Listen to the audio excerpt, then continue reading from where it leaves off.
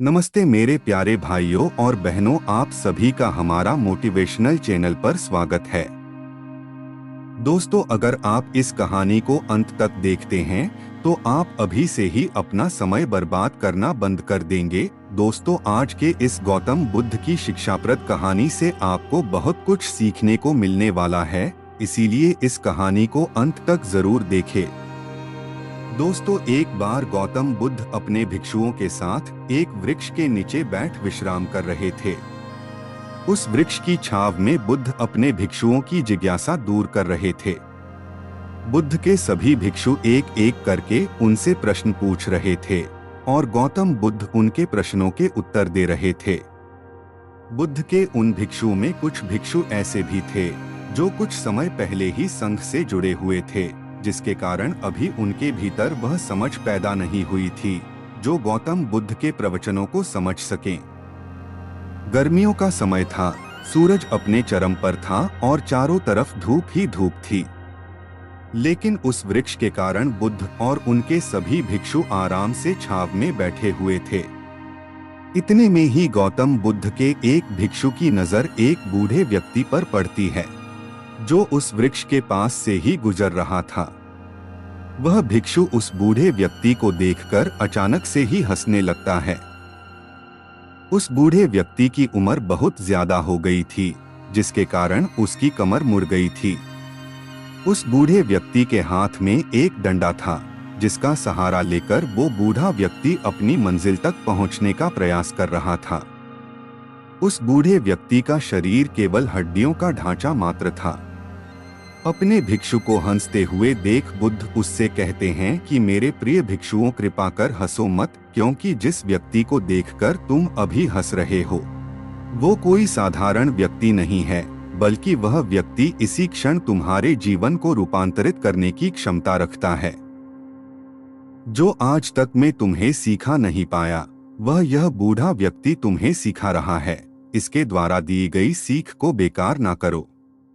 बुद्ध की ये बात सुनकर वह भिक्षु बुद्ध से कहता है कि मुझे क्षमा करे बुद्ध, पर मुझे ये समझ नहीं आ रहा है कि जो एक बूढ़ा व्यक्ति जो खुद अपने शरीर और अपनी बीमारियों से लाचार है, वो मुझे क्या सिखा सकता है। फिर बुद्ध उस भिक्षु से कहते हैं कि ये बूढ़ा व्यक्ति तुम्हें तुम्हारा भविष्य दिखा रहा है। जिस बुढ़ापे को और लाचारी को देखकर तुम अभी हंस रहे हो, वो बुढ़ापा और लाचारी तुम्हारे जीवन में भी आने वाली है। वह बूढ़ा व्यक्ति तुमसे कह रहा है कि अभी समय है, इस स्वस्थ शरीर का अच्छे कर्म करने के लिए उपयोग करो। अगर तुम्हारा ये स्वस्थ शरीर तुम्हारे हाथ से निकल गया तो फिर से वापस नहीं आएगा।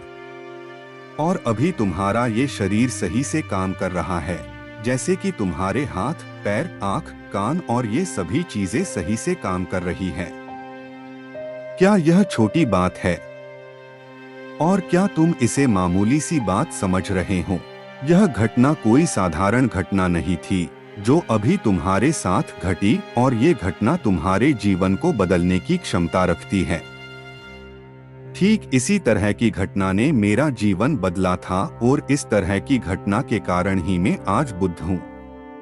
फिर वह भिक्षु बुद्ध से कहता है कि क्षमा करें बुद्ध, परंतु मेरे मन में यह विचार ही नहीं आया कि मैं उस बूढ़े व्यक्ति से कुछ सीख सकता हूँ। उसे देखकर केवल मुझे हंसी आ गई। ऐसा इसीलिए हुआ क्योंकि तुम्हें अपने भीतर कहीं ना कहीं लगता है कि जिस स्थिति में आज वो बूढ़ा व्यक्ति है, उस स्थिति में तुम कभी नहीं आओगे।